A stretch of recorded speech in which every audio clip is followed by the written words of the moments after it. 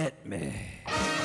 From Studio P in Sausalito, the home of the hit, it's time for... Succotash. Yes, Succotash, the Comedy Soundcast Soundcast featuring snippets from comedy. Soundcasts. And also interviews with comedians, comedian-soundcasters, and other showbiz folk. And now, here's your host, internationally recognized Comedy Soundcast Soundcaster, Marc Hershon.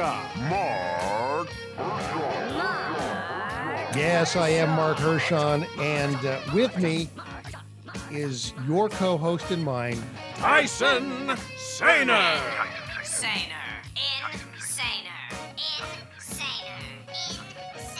Hello, Tyson.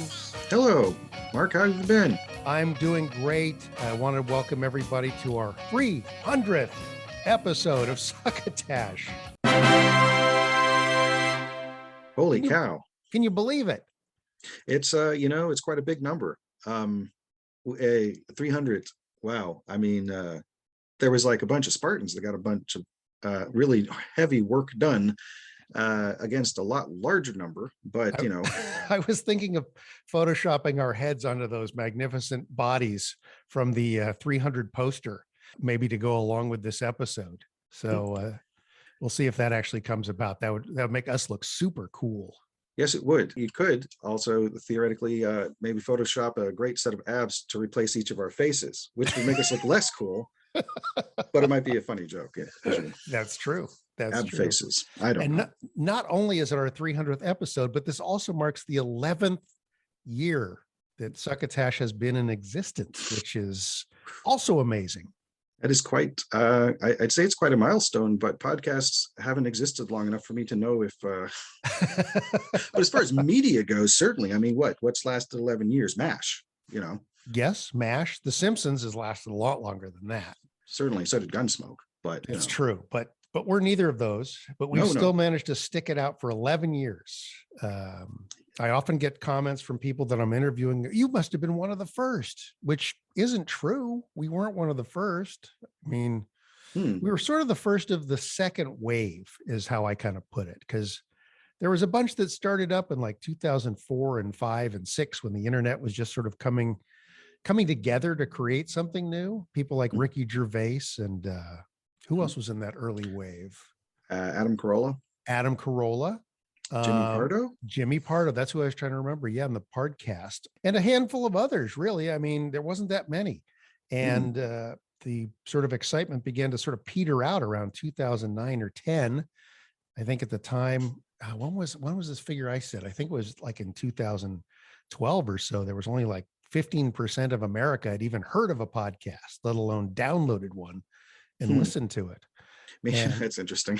It really is. I mean, and a decade later, it's like, is there anyone who hasn't heard of a podcast? Now, there's probably people that haven't listened to them at this point. My mother only recently joined the troop of people listening. In fact, she's probably listening to this episode right now. Hi, Mom. Between news and true crime and alumni of UCB, that's pretty much what's catapulted podcasting forward in the last 10 years or so.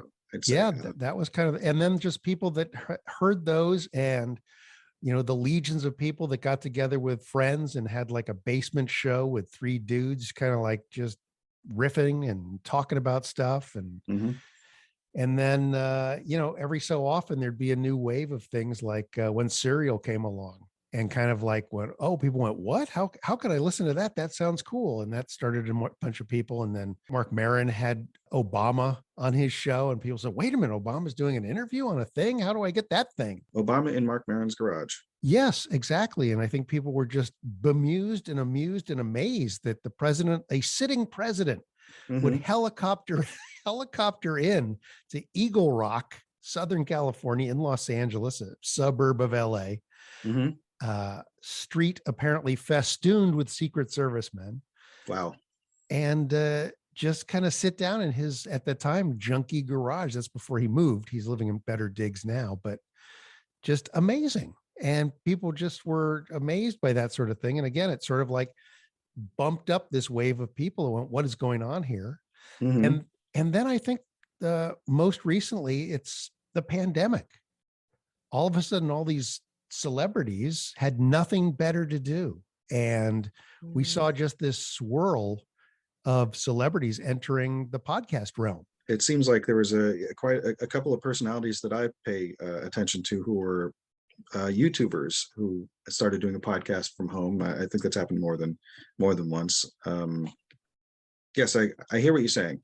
I'm thinking about it. I'm like trying to think of examples, but no, absolutely. Well, like the guys from Smartless, 3 guys that, that have way much better things to do, you would think, Jason Bateman and Will Arnett and Sean Hayes, and their 3 buddies. And they said, we're not doing anything. Everything's shut down. Let's just do this as a goof. And they did. And I don't think they expected to be doing it for very long. And then all of a sudden they got some outrageous figure from Spotify to keep doing their show. I mean, by outrageous figure, I'm talking like the estimate was like $60 to $80 million. Holy cow. And they just went on a tour of like 7 cities. And these guys are all working. They're, now that the pandemic has begun to ebb, they're back on television, and Jason Bateman's doing Ozark. And Will Arnett has a show on Netflix, and Sean Hayes has a couple different things. He's doing a stage performance in a play in Chicago. And yet they go, well, we're still going to do this. And the interesting thing, and we're both sitting here on Zoom in our respective homes. And apparently there was a play to get them. It'd be better to have you guys in a studio talking face to face. They said, no, if you want us, you got to take us like this. So they're able to be wherever they are in the United States and still do their show. And Dana Carvey and David Spade are doing the same thing with their Fly on the Wall podcast they're doing now. So am I understanding this, that when they're on tour, does somebody just set up a monitor basically? And no, they actually physically went on tour.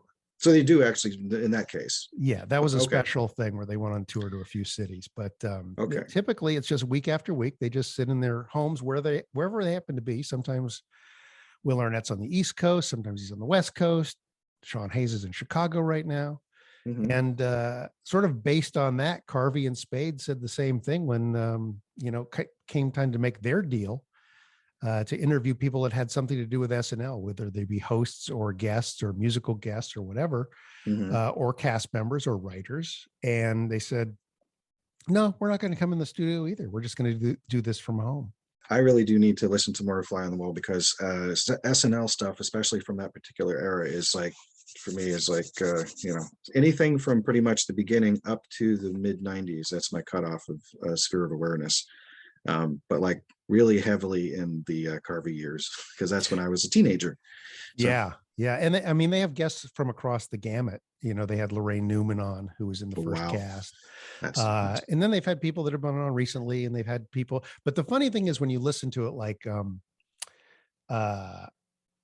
spacing on a name. I'll have to cut this in. Tim Meadows. When you think about Tim Meadows, he was on during both of the times that Carvey and Spade were both on. So he knows them both very well.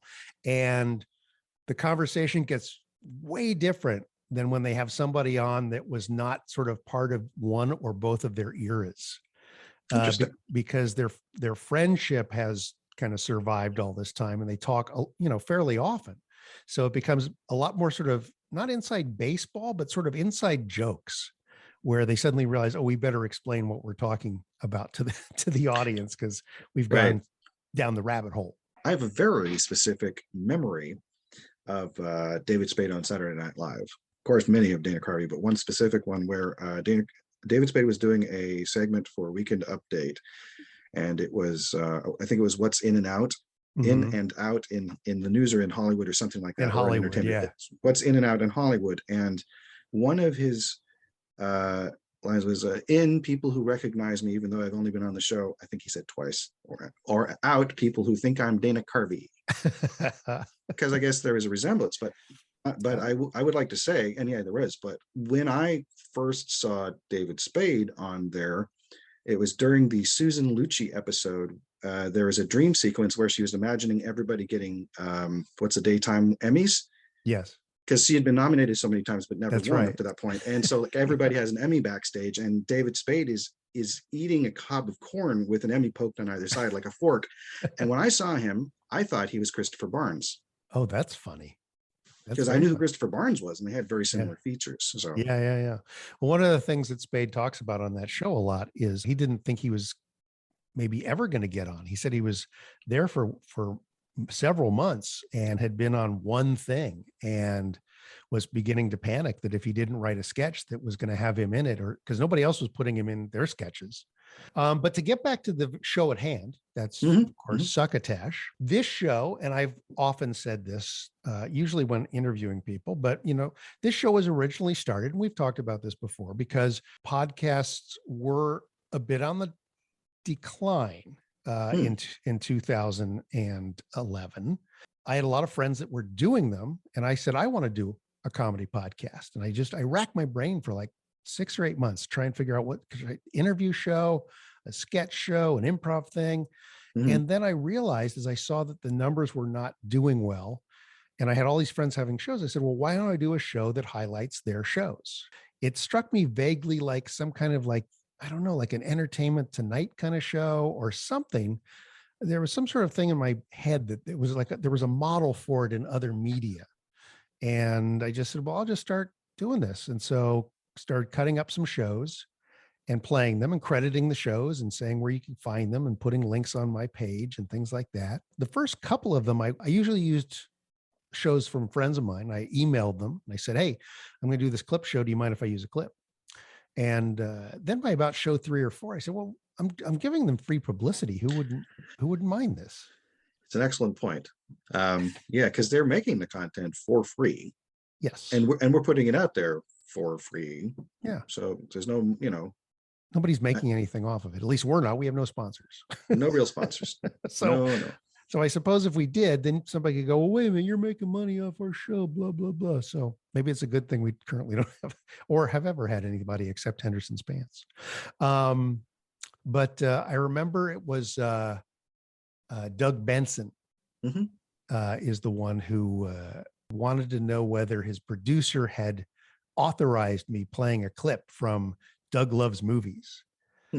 And I said, no, we're just plugging it like everything else. And he went into this harangue that his show was long form comedy and it doesn't work if you cut it up, which it's kind of, Doug Loves Movies was like a game show. It wasn't like a narrative. Yeah, it was an interesting, you're right. It was pretty loose. It was like panel with a game. Yes. And which, made it kind of take a long time. And I can kind of understand how it might be difficult to single out, 3 to 5 minutes of that. I remember I took a stab at it, and it was because we actually played the clip on, I think it was our first clip episode, which, our first clip episode, when I first co-hosted. Yes.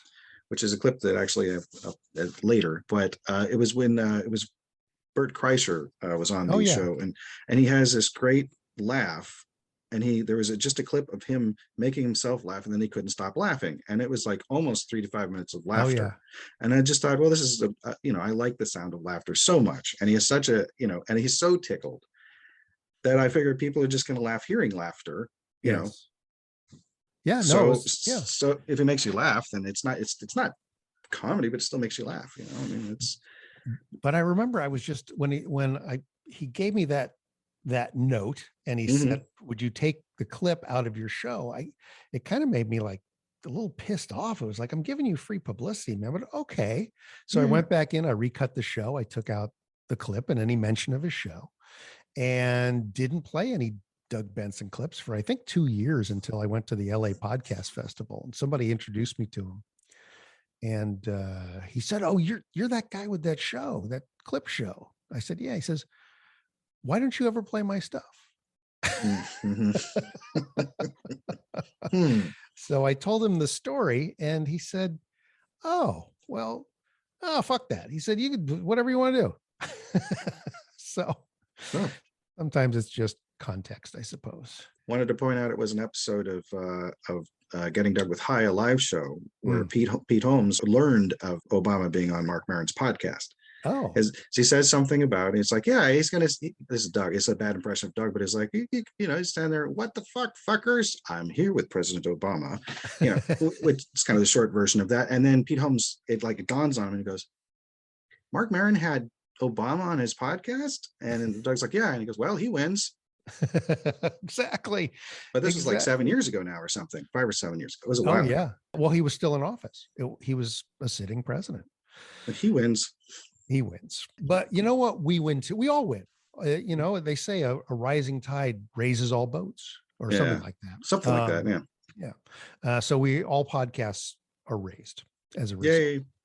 Well, let's get into some clips. Why don't we? I'll kick us off with an opening clip, which I think is interesting just because it was literally sort of before we actually started this show, because this was taken from my Succotash test show number 2. And it's literally just the sort of my introduction. The music is different. We didn't have Scott Carvey hadn't yet put together the theme music for the show. Oh, okay. I was wondering. And so I got some sort of public domain, jazzy, riffy thing off the web to just use as a placeholder. And I just sort of stumbled through the intro to the show. So it's like 3 minutes or something like that. But this is basically how pre-launch Succotash. All right, we are off to the races. This is fun. Well, will be, I hope. This is Marc Hershon, and you're listening to Succotash, the comedy podcast. It is test show number 2. We're not actually live. This is not actually something you can get from iTunes as yet, mostly because I haven't figured out how to get it up there. But you will be able to hear this by getting a link through succotashshow.com, which is live. The Facebook page, Succotash Show, is also live. And we have been tweeting as Succotash on Twitter, at Succotash Show at Twitter. So we're around. I'm around anyway. Soon to be I think. Been talking to several comedians about possibly co-hosting some of these events. Well, they're not really events. It's just a podcast. What we do on Succotash is play clips from podcasts, comedy podcasts that are out there in the interwebs. Some of them are current. Some of them are coming up this week. Some of them are, at least in this test show, are from a week or so ago, just because they're still pretty funny clips, and I'm still putting this thing together. So I just wanted something that I knew would be more entertaining than me. One of the comments I got was that I sort of downplayed my own credits in the first test show, and some people that are tuning in might want to know a little bit more about your host. I will reveal more as time goes on. I don't want to just sort of talk about me, but I do know a lot of the comedians who I will be playing podcasts from or of. I've been in and around the stand-up comedy scene since 1978. Is that right? Good Lord. Yeah, I used to book comedy in San Francisco, working for the Punchline and Rooster T. Feathers a long time ago down in Sunnyvale, and ran a comedy club in Seattle, the Comedy Underground, which is still alive and kicking. I was up there in the early and mid 80s, so I think anyone who was up there at that time is probably dead by now. And I've been in the improvisational comedy side of things for quite some time, starting with theater sports in Seattle, and have had improv groups in San Francisco, Los Angeles, Santa Fe, New Mexico, San Carlos, California, and I'm currently teaching improv in San Francisco through the San Francisco Comedy College. So keeping my hand in, and still very friendly and good friends with a number, as I said, of the comedians who host today's modern comedy podcasts. Also, some of them are quite new to me. So if you want to hear the rest of intro show number 2, it's up at our succotashshow.com website. You've got to go to the archives all the way to 2011, then scroll all the way to the bottom of the page.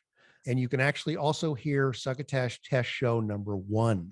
Oh, yes. Which is on there. Although, as I mentioned in the blog piece for the show, I basically reused most of the clips I had in test show number 1 for test show number 2, because they were test shows. Yeah. They were test shows. Absolutely. That was before there was a Tyson Saner in my life. That was before there was really, there was no Henderson's Pants at that point. Oh, no. Oh, wow. No, I guess it wouldn't have been. It was the primordial Succotash, as it were. I do remember listening to both those episodes after they had been in the archive, because I think I started listening to Succotash heavily after around its first year. Okay. Had gone by. So I marathoned the episodes. I actually went over this in a later at one point in time, but that's okay. A lot of people will be hearing this for the first time.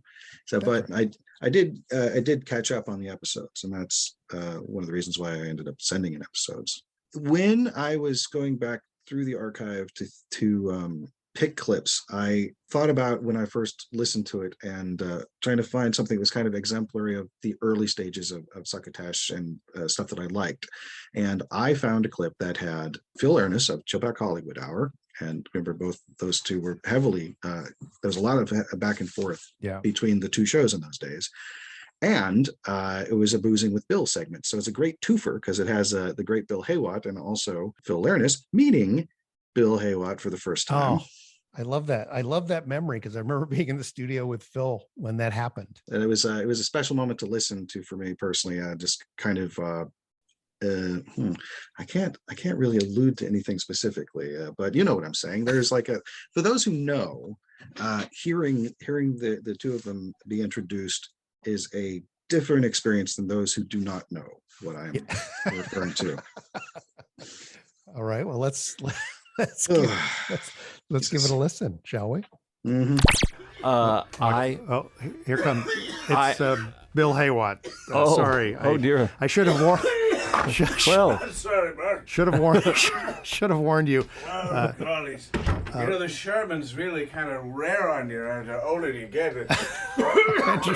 Bill Heywatt. I've heard so much about you. It's a pleasure to meet you. It's very good to meet you, Dave. Thank you for coming. I'm glad you remember that we had a guest. We're going to get fucked up now. We're going to have a little His fun. name's Phil. Yeah, Phil. Phil. I'm sorry. That's all right. It's Phil Leirness. Phil Arness.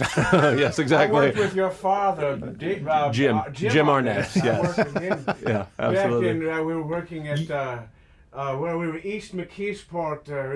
I was the assistant booth announcer back then. Feel free to just call me Mr. George Takei. Mr. However, George, how are you? Listen, I've got a great beverage. Come over. Well, let's make our way to the wet bar. Come over to the wet bar here. Come Come over to the home of the hit. I'll tell you, this is the home of the hit.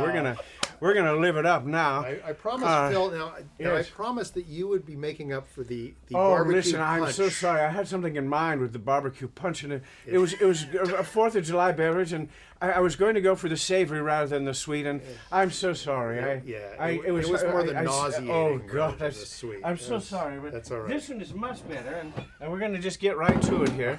We're going to start out. First of all, we're going to do. I've got a little pitcher here. I've got some vodka. We're going to start off with 2 shots of vodka. What can you possibly do to vodka? This is a drink that I got when I was assistant booth announcer in Moose Jaw, Saskatchewan.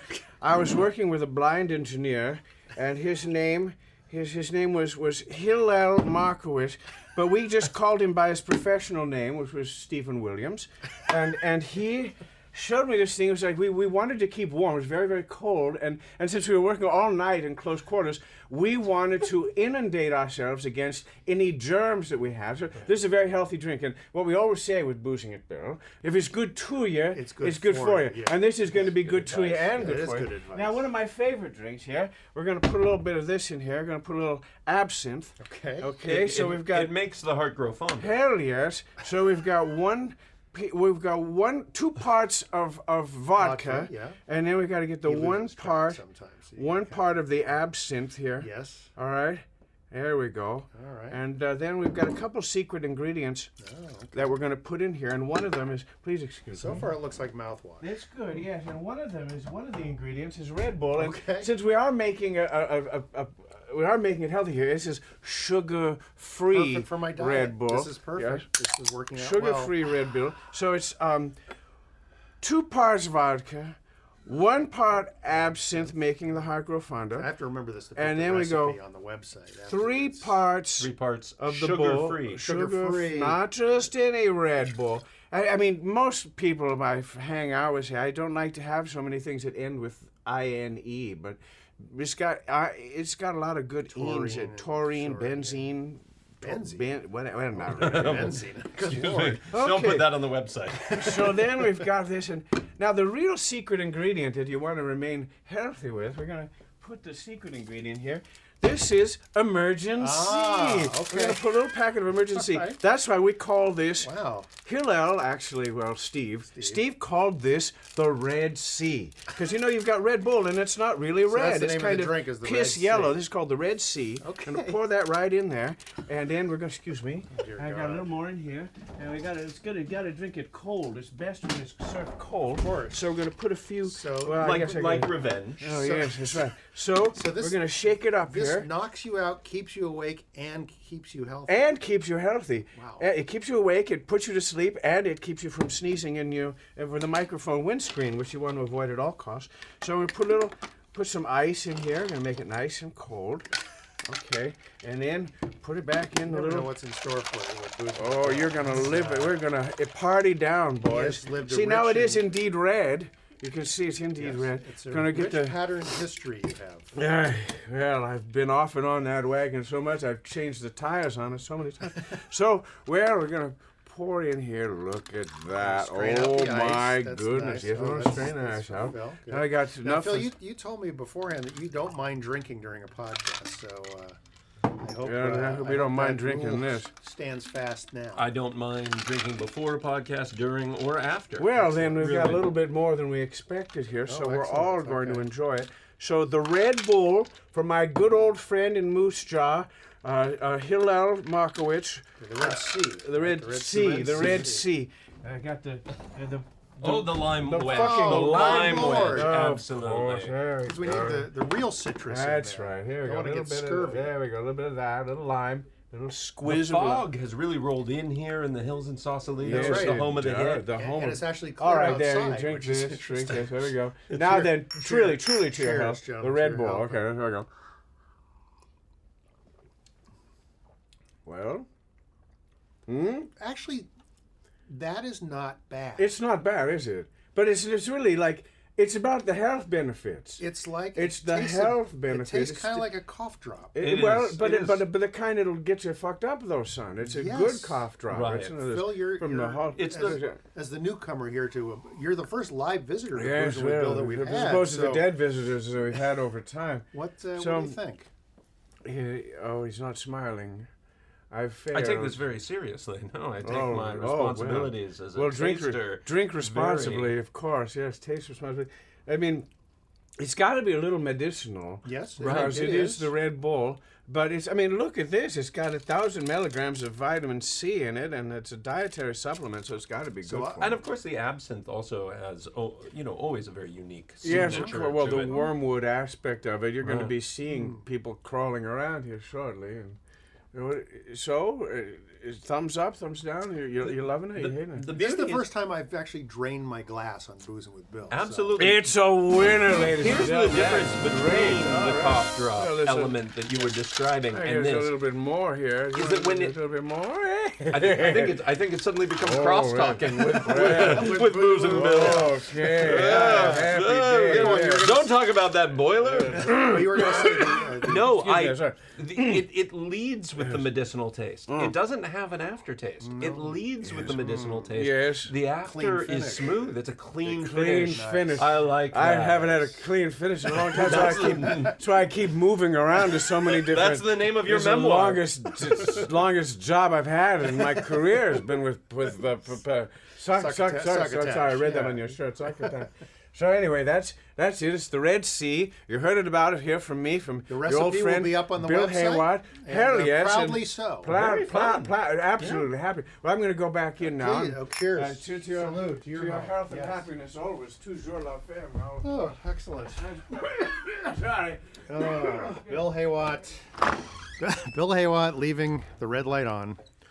The Red Sea.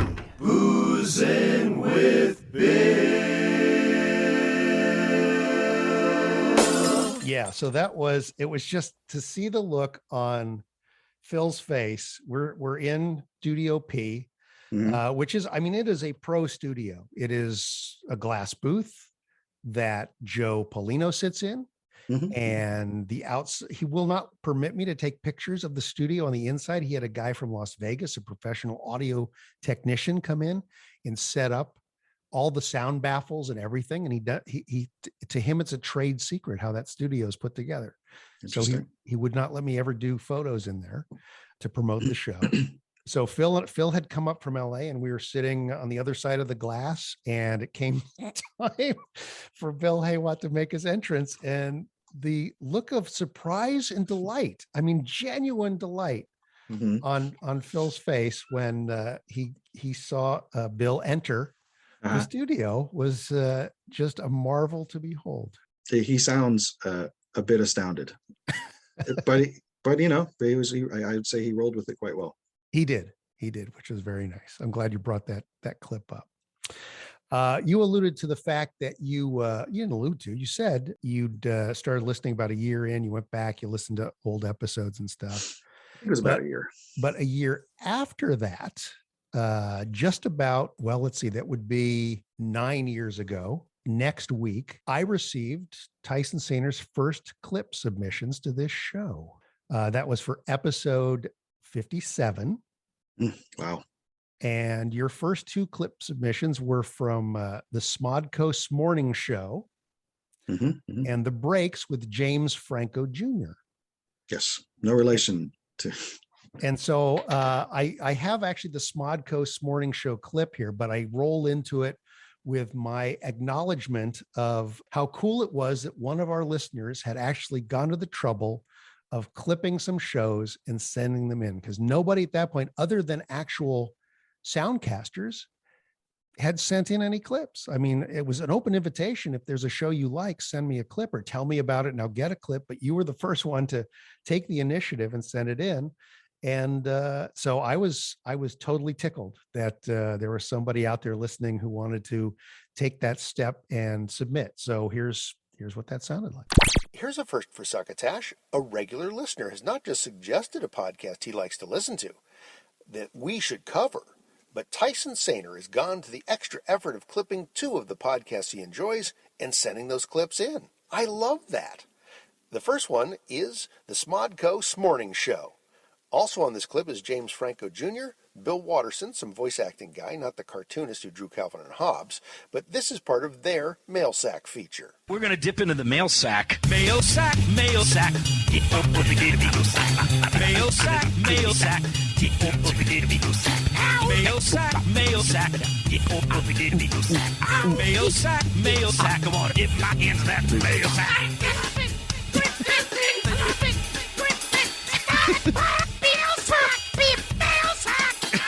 Yeah, that was great. All right. That was great. First email is from the first time emailer, long time listener since the Nooner days. It's Jonathan Abbott, who just... Hey, Johnny A. He says that... Johnny A. While he listens to the podcast... I like the hesitation. Hey, Johnny A. Abbott. Johnny Abs. Johnny Abs. Johnny Two Shoes. The bot. One Nose McGunch.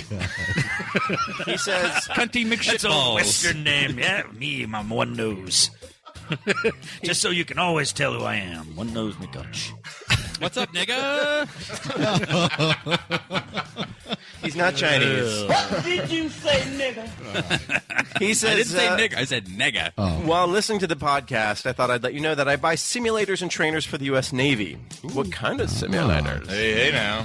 And, long, lonely nights on them ships. Shout out to the Breaks and DJ James. Keep up the great work. Thank you. Jonathan, Veronica Mars, Kickstarter backer. Thank you for doing that. Great. Thank you. Yes, nice. And we're going to make the movie for you and everybody else. He's participating in the process. And Stephen Owens, who works at Wells Fargo, he says that he also... the Wells Fargo giant, it is up and coming down the track. Sorry, Please let it be the Wells Fargo me. What? Wagon. Comes down the track? The Wells Fargo wagon. It's coming down the track. Way. Train. The Wells Fargo train's coming down the way. Okay, it's the Wells Fargo wagon. It's coming down the way. Oh, please let it be for me. Something special. Yeah, I got a crappy sewing machine from Sears. Cross-cut saw.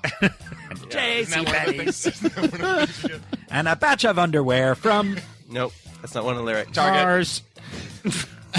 Anyhow, he listens while washing windows because he has a side business where he does window washing. 90% residential, 10% commercial. All right. That's a good... The old 90-10. Yeah, the old 90-10 in the window biz. That's what my dad taught me. I remember the days of 70-30. Oh, those were the... I got reamed days. Pre-depression. That 30 reamed me. You could get one of those in Times Square Thanks in early for telling 90s. us the percentage of your commercial to On the residential. 90-10. Well, here's the Residential to the commercial. Yeah, by the way. I was, the first thing out of my mind was, what's the percentage? ratio? Where are we That's at? right. Because until you give me that context, I don't know how to interpret his career. Mike Dessert, he said that he... Wait, that's the whole mail? He just wanted to let us And know. I am 90, And he said, 90-10. thanks, Great. because I asked people what they do. when they listen. Okay. So please, keep sending it. Don't let Kruger's shitting on it. No, I thought there was more. There was like a Please question. send us emails No, he so we said can thanks. mock you and your livelihood. Oh, Rufus, come Everett on. McGill. Great. Darren came up with the Yep. Yes. That's the guy. the Silver Bullet guy. Exactly right. Nicely done. He is in the library, so just so you know. So he has... It's not like he's smart. He has access to information. He's in the LexisNexis machine. So Mike Dessert was unable to watch Upstream Color. Again, I apologize for picking As such was an... everybody I know. God damn, I'm the Fucking meta. only person who watched it. So, well, all right. Sorry I even watched it. Assign But he us a said movie that he next did... week that's in pre-production. Yeah. He did watch most of Primer. Very enjoyable, insane suspense at times. Uniquely terrifying. Okay, sorry, huge fan, long-time listener. Have a great week. Hey. Have a great week yourself. And you can listen to him, or whatever, read him on the Twitter at Convincing Mike. And you can listen to him on the Twitter by reading those tweets out loud. To yourself, not to us. And he said that is a Fraggle Rock reference. Nice. What's the handle again? At Convincing Mike. Yeah, it's Convincing John. I saw his name is Mike. You know what it Yeah, reminded but me then of it's not was, a fucking Fraggle Rock reference. It is. It's a Mike reference. Asshole. Jesus Christ. It reminded me of Presuming Ed from Withnell and I. Do you remember Oh, nice. Presuming Ed? No, what was that? Presuming Ed was the drug dealer's friend who comes to visit the Oh, that's African American. right. He's just kind of laughing hysterically. Presuming Ed. This doll has voodoo properties. We just watched that in Atlanta on the fishing trips. In honor Friday night, of, we got complete in honor of being on a road trip into country. But the watched. actor who passed and Richard away, yeah, Griffiths, Richard rest in Griffiths, peace, yeah, who's yeah. like stunning in the glue who holds Oh, the movie God, together. he's so good. Well, I've seen the movie 200 times, and we just have a ball watching. Did you watch it again? Oh, you watched We it. did Friday night, All yeah. right. 'cause That we're should be an like annual thing. Weekend in the country getting smashed. Yeah. It felt right.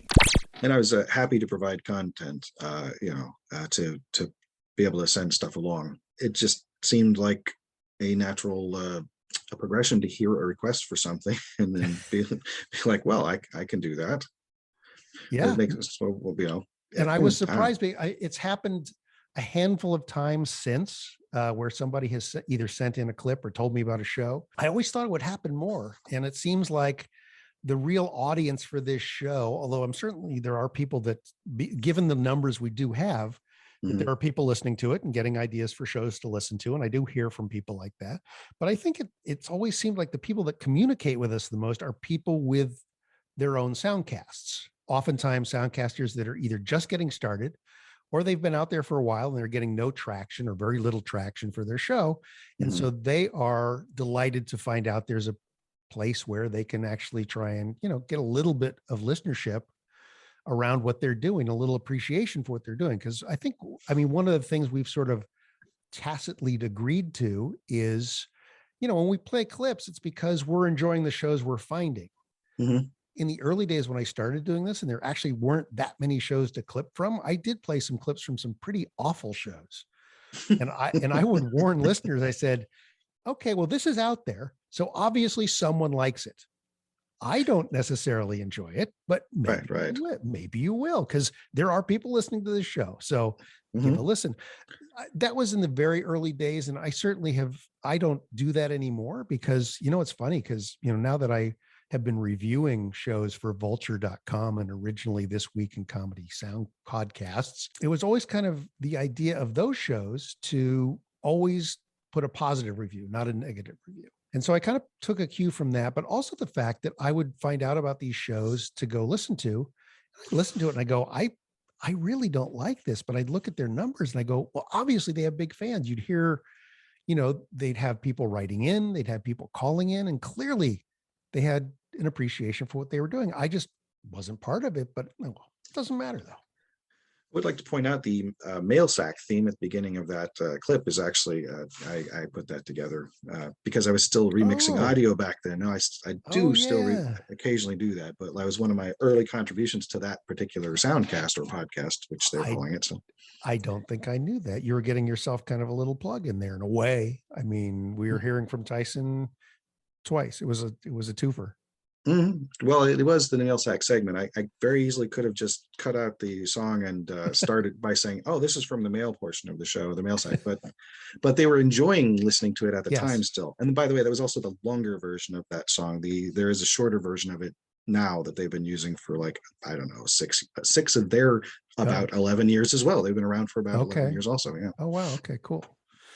Anyway, that was again totally tickled that you had submitted, and that as we'll talk about, led to you getting on this show as the host for a few years all by yourself because of other reasons.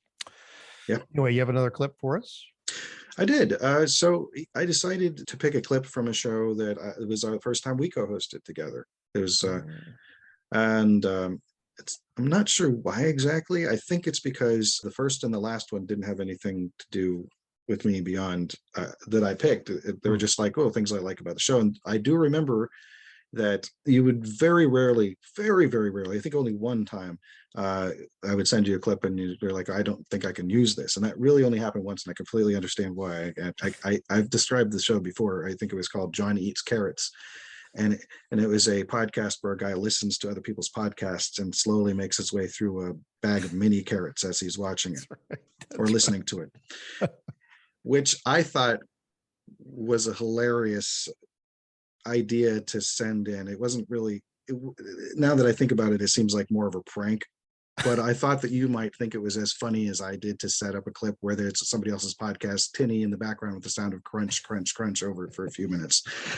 But that's okay. So one of the ones I picked out was I had just at this point in time gotten into watching videos of this interviewer, this music interviewer named Nardwuar. Mm-hmm. Nardwuar, the human serviette. I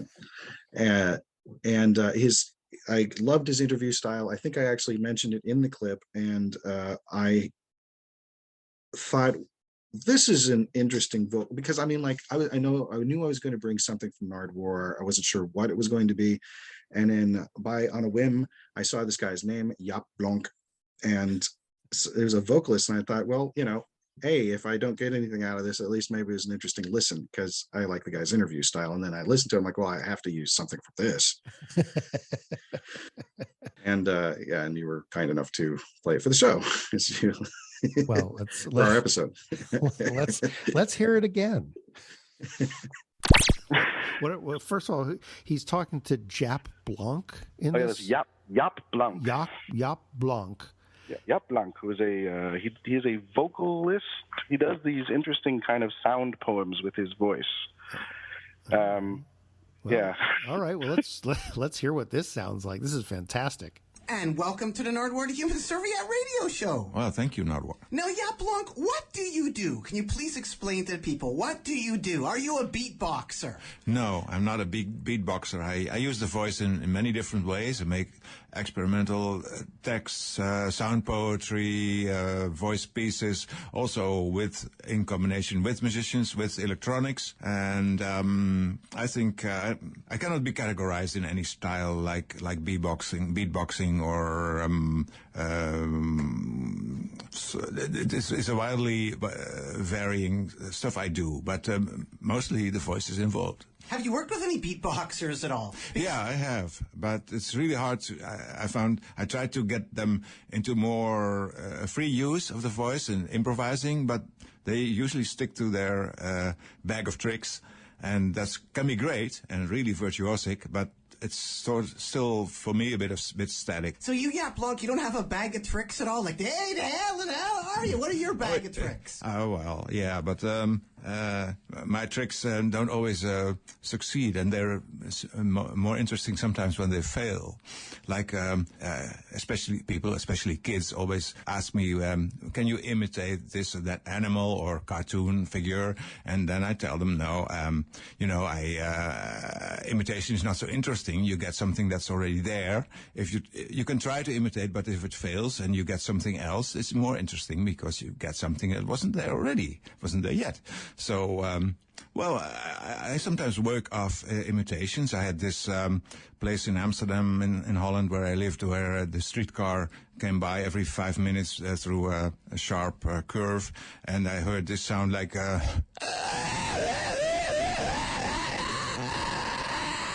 every 5 minutes or so. So I got into imitating that, and I could cultivate that sound a little bit. Like I got to.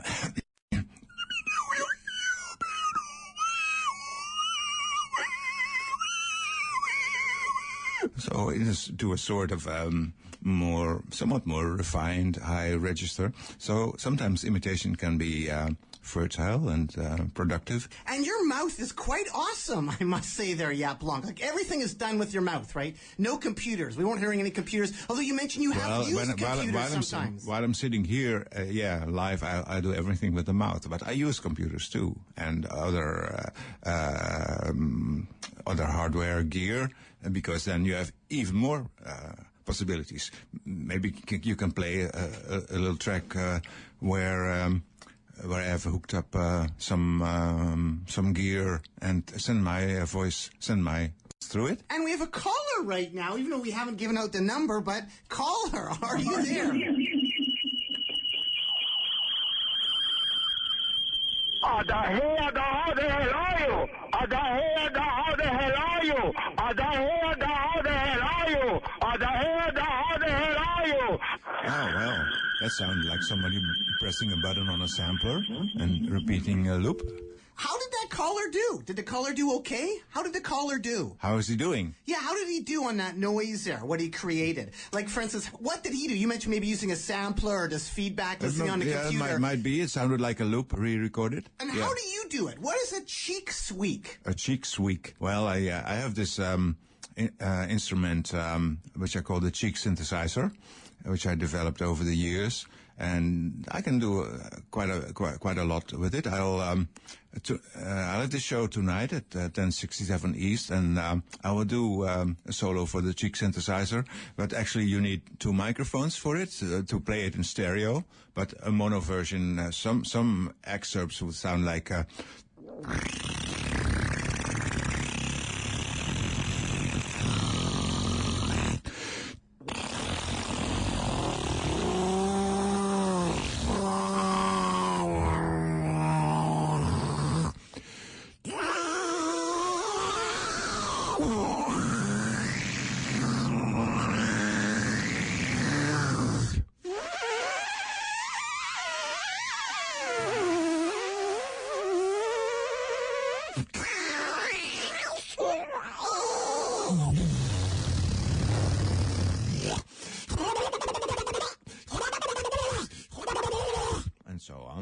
Yap Blanc with a mono cheek squeak on the Nardwuar to Human Serviette radio show.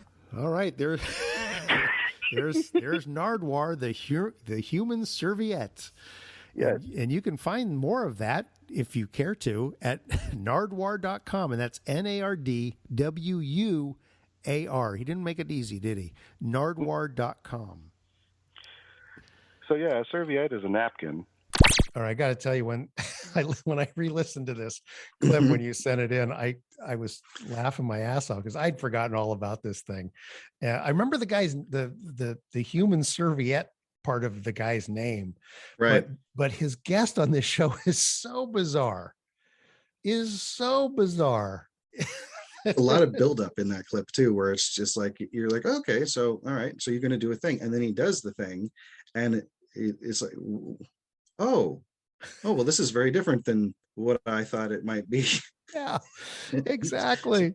And there's a lot of it in the actual episode, and it's it's very different things. So like, I don't know, it's so it's unique. The clip feels constructed like a joke, as far as like there's a lot of like setup And then the payoff is his exercises, his vocalisms. I don't know what to call them. But, I don't know what they are either. and complete professionalism and deadpan from the interviewer as well. Like a complete sense of, yeah, this is normal. Yes. Which is the delightful cherry on top. Do you know whether he still has his podcast going? I do not know. We should dig that up. That would be interesting to find out. Nardwar, the Human Serviette. There's still a lot of great clips of him on YouTube, which is some of the best stuff. Oh, there might not have been an update since October 29th, 2021. All right. And I wonder if his guest is still around. Oh, Yap Blanc.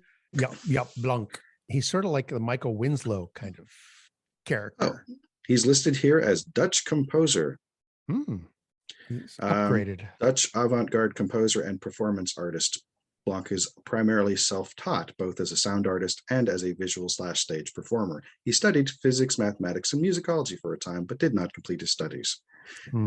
There's from the Netherlands. Well, that was great. I'm glad you picked that one because, again, it was that was one of the more bizarre clips I can remember. I mean, we've had some bizarre ones, but that was super cool. Let's pause for a moment for a unimportant message from our sponsor, as fictional as Henderson's Pants is. Take it away, Bill Heywatt. Hello, friends. Bill Heywatt here. Have you ever noticed that once someone gets to the age of 40, they seem to love all things nostalgic? They want to enjoy the comforts of their more stable adult lifestyle, but yearn for the chance to recapture the vigor and carefree nature of their youth. Which is why Henderson's Pants has seized upon the past year's unfortunate streak of airline disasters to launch their newest old product, Henderson's Parachute Pants 2.0. In the 1980s, teenagers got up every morning and pulled on a pair of ripstop nylon pants with more zippers than any garment should ever have. But these pants were all bark and no bite, except around the delicate chafing areas. Not so for Henderson's Parachute Pants 2.0. Unlike those earlier versions, these modern upgrades have an actual parachute sewn into each and every pair.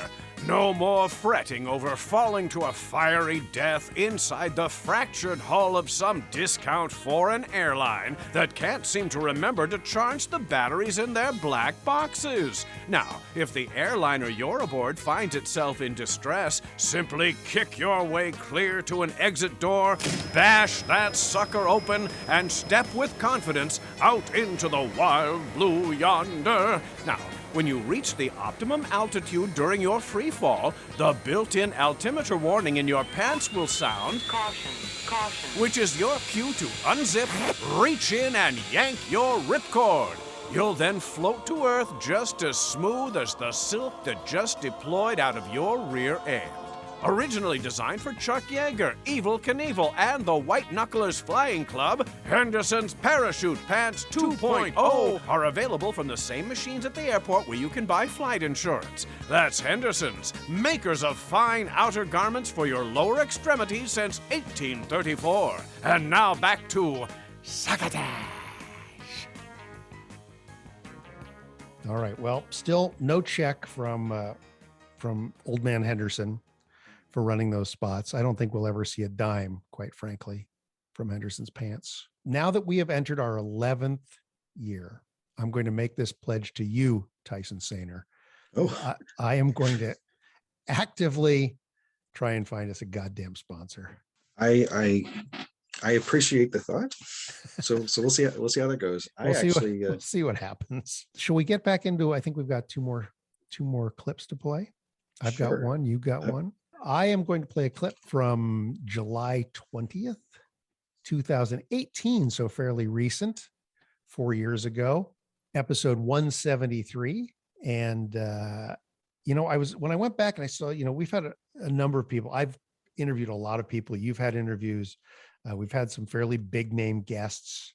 And I said, well, I could play a clip from Dana Carvey or, any of these people that have been on, Wayne Fetterman or whatnot. And I said, you know what? I don't think so. Let people go back and find those clips. Go ahead and listen to those interviews if you want to. This is a clip from one of the episodes that you were hosting. And oh, yes. For anyone who is a recent devotee of this Soundcast, you may not be aware that I stepped away from the host chair for about 3 years, I think, something like that, 2 or 3, somewhere 2.5, 3 years, somewhere in there. Somewhere in 2018, I think. I think so. 2018. Well, 2018, 2019. I stepped back in once the pandemic kind of hit. Yeah, we started Succotash Shut In around March or April of 2020, I believe. April, yeah, I think so. Okay. So that was 2 years ago. Yes, well, that was another anniversary, I think, that we started that, because we were actually going to go down.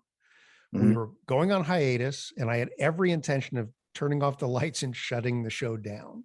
Right. And then the pandemic set in, and we said, why are we shutting this down now, of all times? Let's make it even more so. So we started doing weekly shows as opposed to 2 weeks or 3 weeks between episodes. But for that period of time where I had said, I had other things going on, I was very busy at work, I was trying to write a book, all these different things going on. And I asked you if you would like to step up and take the reins to host the show. And I'd just sort of be executive producer. And by the way, you hear at the end of the show, I am executive producer of the show. What that means is I actually go to the Libsyn website and upload the show and put the blog post together. That makes me the executive producer. Well, so you created the show. So, I mean, you should have the executive producer credit. True, but it sounds so much more impressive, executive producer, than the actual position and qualifications would be. I always liked the sound of associate producer. That's right. We made you, after you'd been for a while, you were honorary associate producer. That's right. Yeah. And then offered you the position of coveted position of associate producer. That's right. It was made official in that episode that I clipped Yacht Blanc from. That's right. Or for and from. Yes. But you took over hosting for a period of time. And the exception was when your son was born, and you needed to take some papa time off, which I thought was pretty decent of you to decide you're going to take an active role in raising your infant son. Yeah, imagine that. Yeah. How old is your son now? He is a little over 3 now. Wow. He turned 3 at the end of January. Wow. His birthday comes a month before mine. So, well, a month and 44 years later. Wow. Amazing. Something. So, yeah. So I stepped into sub for you for a couple of months there. But this clip comes from that show, July 20th, where you interview Hunter Block. Oh, yes. Hunter Block is also probably just next to you, the longest time listener to this show, I think. That's probably true. Certainly vying for that. There's Davian Dent. There's Jabs, our friend Jabs from Canberra, Australia. The D-Head Factor? The D-Head Factor. Another longtime friend, listener, associate of the show. But definitely Hunter is one of our biggest supporters and always has been, and has been a friend of yours even before either of you were listening to the show, I believe. That's true. And so in this clip, you're actually having you invited him on to talk about the show, talk about a lot of things, but in here we talk about sort of how he got into listening to Succotash. And let's just let the clip speak for itself. Now the moment we've all been waiting for. My interview with my friend and co-host of Antisocial Show, Hunter Block. So, Hunter Block, welcome to Succotash. Actually, it feels great to be here, if I may say. Thank you for... Yeah, I always wanted to be on Succotash. It's ever since I started listening to Succotash, I'm like, God, when can I come on? And that's a legitimate thing. I always wanted to be on the show. I've always been a major fan of Succotash, and I got my Succotash T-shirt, which is pretty cool. So. Oh, yeah, that's right. There is a picture of you in that T-shirt on one of the episode yes descriptions. I'm not sure which one it is. Let me check that real quick here. Episode 165, Snipping Like a Maniac. As you in the main thing, it says, friend of Succotash, Hunter Block sports his new tee, and it looks like you're standing next to I'm sure it's supposed to look like a mantelpiece, but it looks kind of like a desk with some candles on it, and then looks like a painting perhaps above that? Yeah, let me bring up I have the picture on Instagram. Let me pull it up real quick so I can look at okay, so basically what that is, it's a picture. And you're right, it's a kind of like a weird looking candle holder, and cool. What I'm leaning against is a bookshelf. It's supposed to be like an antique looking bookshelf. Ah, okay. Nice. Well, it is. It's a nice color. Everything there in the room. Thank you. Very nice shades of brown and yellow. What is that painting or picture what is that image that is above it? I think that's a person. It looks kind of like Jack Burton. Kind of. It might be. I mean, or perhaps this picture. This picture was taken downstairs in my living room, so I would actually have to go down there and look at the painting itself, because I haven't looked at that painting in quite some time. So it is in fact a painting. Yes. Okay. Yep. I was wondering because it looks like it could be a photograph, but then the more I stare at it, there's no definition in the face, and I don't think the pixel depth is bad because it looks like a high resolution photograph. Anyway, so that's you on there because of now. How did you end up in that picture? Actually, because I don't actually pick the images for the show. Marc does. So was it an exchange of T-shirts or something, or was it because you had the T-shirt? Like what happened there? Yeah, it was. An exchange. Sorry, what's the story basically? Sorry. So basically, I wanted to get my hands on a Succotash T-shirt that I can rock it around and wear it because I love Succotash, as I said. So me and Marc had decided to do a T-shirt for a T-shirt. So I gave him an anti-social show shirt, and he gave me a Succotash shirt. And did he ask me for a picture, or did I just do that on my own? I forget now because that was months ago. But either way, that's how that came about. It all kind of blurs together after a while, doesn't it? Yeah, it does. Everything, like time kind of like blurs. One day is kind of like the same, different days are kind of like the same day, like a Monday and a Tuesday are kind of like together, It collapses a bit. It does. It's like Synecdoche, New York. So I have a question. Yes, sir. How were you introduced to the podcast or the Soundcast, as we call it here on Succotash? How were you introduced to it as a form of entertainment? Oh, wow. Okay, so this is going back to 2011, 2012 when I met you. Oh, okay. Yeah, at that point in time, I had no idea that soundcasting or podcasting even existed in those days. Really? Like, had no knowledge of it. Oh. Yeah, really, because, I mean, I don't know if it was, like, highly popular back then as it is now. Like, now you can walk up to basically anyone on the street and say, hey, man, like, do you know what a podcast is? And usually, I mean, nine out of 10 people will say, yeah, I know what a podcast is, and they either listen to it or they don't listen to a podcast. But you always get that 1% that doesn't even know what a podcast is, I mean, I don't want to take issue with your numbers, but I'd say it's a higher percentage of people that don't know what a podcast is still, but certainly much more than they did before. You're right. There was a lot of blank stares when you say podcast. People didn't know what that was just 6 years ago. So there, Hunter, thanks so much for listening. Really appreciate the constant support that you give the show. What's up, my people? Hunter here, and I want to wish Succotash Comedy Soundcast a very big, awesome 10th anniversary.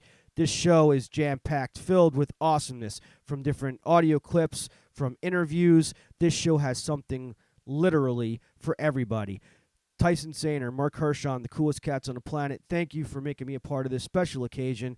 Guys, happy 10th anniversary. And everyone out there in Soundcast land, come check these guys out. Let's continue to pass that succotash. Be healthy, be safe. Peace. I think it would only be dutiful for us to mention that you and Hunter have your own show. Aside This is true. From this show, Antisocial Show.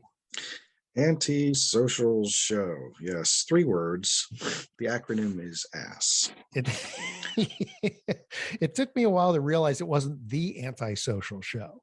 but just simply antisocial show. Just anti-social show, which is not obviously anti by itself. I don't think is a proper word. I don't. Maybe it is now. It's hard to say. And if it is now, it certainly wouldn't be because of us. But we did a couple of live episodes recently, and I wasn't sure what to call it. I'm referring it to as live somethings. So it's ASSLS. But I did toy around with the idea of it saying anti-social show has occasional live episodes as an acronym. In that clip, there's a lot of mention of T-shirts, and yes, actually, the Succotash T-shirts, they're still up on the Cafe Press site where I put them, but we haven't talked about them in so long, and there's not any new design. So I think for our 11th year, I think I will design a new T-shirt, and we'll try and sell some of that as merch and coffee cups and stuff. Cool. I'll send you whatever we end up making anything of. If it's a T-shirt, you'll get a T-shirt, coffee cup, maybe one for you and your son, your wife.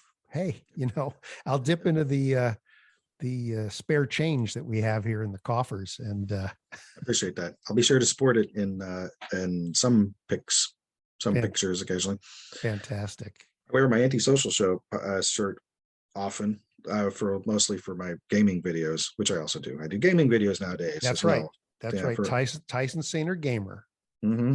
I just thought that Saner and Gamer sound terrible together. just off enough. Yeah. So we're great. I just, I'm going for the thing that scrapes at you. So you'd be like, what is that scraping? Which is at least noticeable. What do you have for us for a final clip? Well, so Mr. Carvey was your first guest. Yes. And you've known him a long time. And I wanted to pick an episode with him. So I chose, there was a live episode. It was actually episode 128, Living It Up at the Improv. Oh, yeah. When you did the live show with Joe and Bill and yourself, and Wayne Federman also came along, and Dana Carvey brought along his two sons, Dex and Tom. And, as a person who was a child, learning some of my earliest impressions from Dana Carvey impressions, like his Johnny Carson was probably my foundational Johnny Carson, because he breaks things down into a specific, musicality and language. Yes. It made me look at impressions in a specific way. And anyway, so having myself also having a child now, and seeing that he's interested in some of the things I'm interested in, just because they're what's there. I thought it was very nice that his sons are going, and are doing performance in various types in comedy, and getting to hear them give a little bit of the stuff they've been working on to me is a really nice thing. So I decided it'd be cool to include that. I will update you to what they're up to, as far as I know, after we listen to the clip. What was your first bit you guys ever did that you remember? Your first bit that you thought of and did on stage? Oh, man. You go first. I don't even remember. Or one of your first ones. The first doesn't have to in the top 10. Yeah. The first bit I ever did, I think it might was, have been the donut one, right? Was confused. The donut? Yeah. Well, I did that in the car with you at In-N-Out when you were mad at me. I wasn't mad at you. Yes, you were. Was I mad at you? You were mad at me. What happened? You heard it here first. I couldn't. No, we were in the In-N-Out parking lot. And you were mad because I was like smoking too much weed at the time. I was like 16, so you were all mad at me. A little too much information, Tom. Whatever. The I was 16. LAPD is I was here. in high school, but anyway, you were kind of like mad at me. You didn't get the weed from me, did you? So you're mad. So he's in the car. I'm just saying what I saw. And so he was mad. So he goes, he was like, "What are you going to do with your life, son?" And then I just went, "Well, I guess I'm going to open up a donut shop that sells weed. And I think I'm going to call it Glazed and Confused." And then I slammed the door and got a burger. Well, what was great exit most line. crushing bit now. What was funny is that I took that bit from Tom and told it from my point of view and did it on stage for a while. It was like a closer for me. But then I found out that Tom was doing stand-up, so I had to give him back the bit. And even now, I don't even tell Tom. Sometimes if I'm on a shitty corporate date, I'll use it. And then I just do a little prayer in my room that night, before I go to sleep. So Forgive me for taking my son's bit. That's not really comedy thievery. That's just sort of like comedy on loan. It's just you're kind of borrowing the bit exists in the air, and he thought of it, but I heard it, so I can tell it as someone who heard it, and now he tells it. From my dad asked me, so we share a lot of our now, bits. Dex, do you have a version where you get to share that bit at all, or is that? I have not yet to do that. It's out of your but wheelhouse. Out of my wheelhouse a little bit, but I would like to do it one time. It always works. Dex is a really good conceptual person. Do the one that's about the vape cigarettes. Oh, the e-cigarettes? Okay, This let's see is if I the can fledgling remember this. bit, so you guys can workshop it. Well, anyway, so I'm trying to quit smoking, all right? So, like, I switched over to e-cigarettes, and are y'all familiar with e-cigarettes, like vaping, whatever? So they're saying like that like the juices, the flavors target children, and I think that's ridiculous. But mind you, I am vaping a marshmallow chocolate super soaker surprise, and it was so good. It's like a strawberry, and there's this other flavor called Santa is real. It is just incredibly good, and so that's all I got right now. I need a third little button. Oh, there you go. Thank you. Excellent. Can I actually ask something just for? I just love this. It's a good way to try bits. Two impressions that I'd like to hear is just Christoph Waltz. And I'd like to hear that too. And then Obama believing he can speak Arabic. Those are the two that I want to hear. Too. Well, Mr. Bond, as you can see, you're in a very terrible situation. We were last night. We were so punchy in the car. We had a thing that because doing open mics in LA are so torturous. That Christopher Waltz that would be his torture for James Bond. Mr. Bond, you will enter the Comedy Store and not be able to leave it for a period of 10 years when you will do open mics to other bitter comics. I suggest by the end of the 10-year period you will be quite insane, Mr. Bond. Like he can't get out. We had a thing about Obama, like, Mr. President, the interpreter's coming. Don't need him. I got Arabic. I'm a fast study. Let me hear what he's got to say. That's right. Yep. Steph Curry, good player.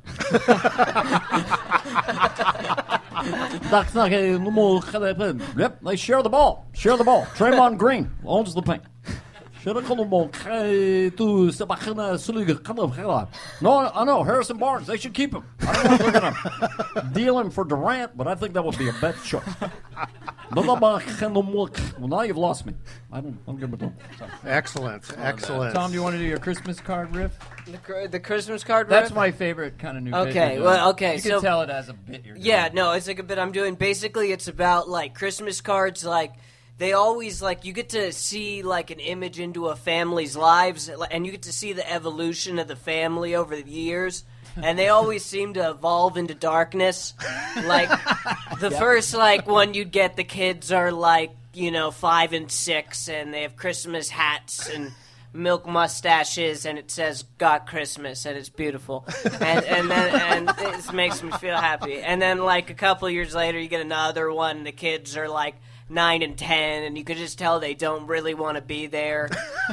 And they're with the dog, and the parents have tight smiles, whatever. And then, tight apple cheek smiles. And then, and then you skip forward a couple more years, and the kids are like 13 and 14, and one of the kids has gone goth. And he's like off to the side, like his nails are painted and the black hair.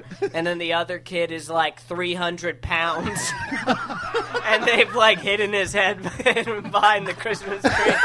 It's just his face. And then you go forward a couple more years and it's just the dog.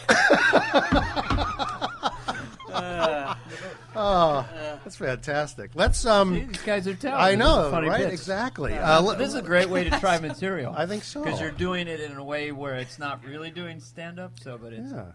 I remember, not only do I remember that show, which was a lot of fun to do. We were at there's like this little lab space next to the Improv.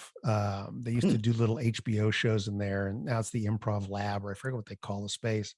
Mm-hmm. But it's a kind of cool little intimate space. And we had a good show. Dana was very kind to show up, and Wayne Fetterman just jumped at the chance to just kind of, I like him anyway, and he likes me, but he loves Dana. So he showed up, which was terrific. And Dana liked the experience so much that we actually, a few months later, did a pilot for a Dana Carvey podcast. It was going to be Dana and his two sons. Oh. And I was the announcer, and we were set up in that space.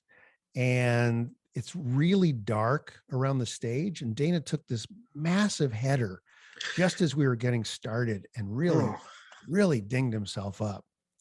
And I think he talked about the last time he was on the show here because we brought it up. I think so. But it just we got through the thing, but it just wasn't a pleasure. It wasn't the experience he'd had when we did Succotash there. Let's just put it that way. And so that pilot kind of never saw the light of day. And then later on, a couple of years later came out with Fantastic, which is his podcast that he does, where he has a co-host and guests on. Fantastic. Well, before we get out of here, and I guess we can talk about what's in store for our 11th year. I don't know that we have anything particular in store other than what we've been doing. You and I have talked several times about trying to roll out a separate show in this feed, perhaps an improv-based show. And if the fates of free time are with us, maybe we'll actually get a chance to work on something like that, which would be great. But in the meantime, we'll just keep bringing people clips from soundcasts across the web. All right, let me do a quick run on the tweet sack, some names from the tweet sack from the last couple of weeks. So if you were decent enough to leave at Succotash Show, our social handle, in either your Twitter or Instagram posts in the last week or two, or if you mentioned us on Facebook or anywhere else we might have seen you mentioning us, then the chances are I will be mentioning you right now in this segment as we open the tweet sack. Hello, Tweety. You want to say hi to Tweety? Hello, Tweety. There you go. You never it's said nice hi to see before. Yeah, that's true. All right, here we go. The Legal Geeks, the Jock Doc Podcast, Courtney Kingsman, That Andy G, 929. I Shake My Head with Lisa and Sam, Chris Kelly, Hunter Block, Multiverse of Badness, The Dinosaur Hunter, Martin Olson, my guest in the last episode I did, Outside Longbox, The Salty Language Pod, Married, Crazy, and Podcasting, Misfit Scully, who's a big fan of Tyson's, Dr. Collision, Andy Kindler, Mount Rushmore Podcast, Davian Dent, Matt Knudsen, Tolkien Talk, Maddie Kelly, Kelly and Kelly, lots of Kellys, and finally, L Hummingbird. L Hummingbird. So that's the tweet sack for now. Again, if you want to throw at Succotash Show in your socials, we'll try and keep an eye out for it. And if we see you, we'll say you, and you'll appear right in this segment when I come back next time. All right, Tyson Sainer, thank you very much for joining me for this 300th episode of Succotash, the Comedy Soundcast Soundcast. Thank you for having me. Thank you for creating the show. Thank you for letting me be a part of it all these years. Absolutely. And thanks to Joe Polino, our engineer and producer. Thanks to Bill Heywatt, our booth announcer, who will be here in a moment to say goodbye to you all. Thanks to Kenny Durgis, our fictitious booth assistant. And Scott Carvey, of course, who created the theme to the show. And I think that's everybody we have to thank. Bill thanks everybody else later on anyway. I will be back for episode 301. You're going to be back with 302. And then we'll just keep doing that until they finally take us out and say, we've had enough of this nonsense you do. All right, Tyson, thanks very much. Thank you. And we'll see you soon. Take care.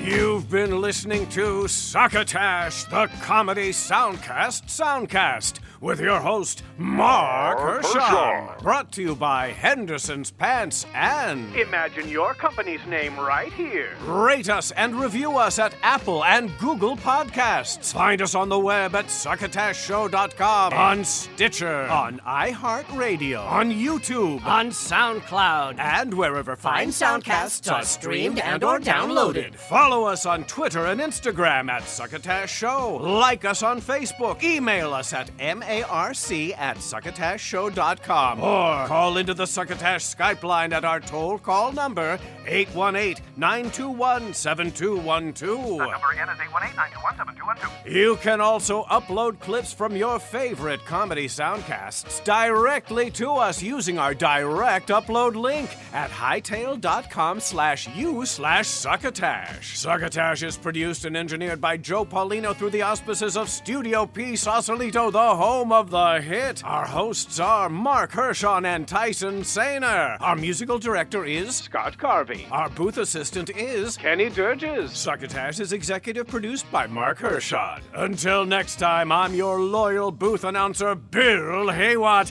reminding you to please pass the Succotash. Goodbye.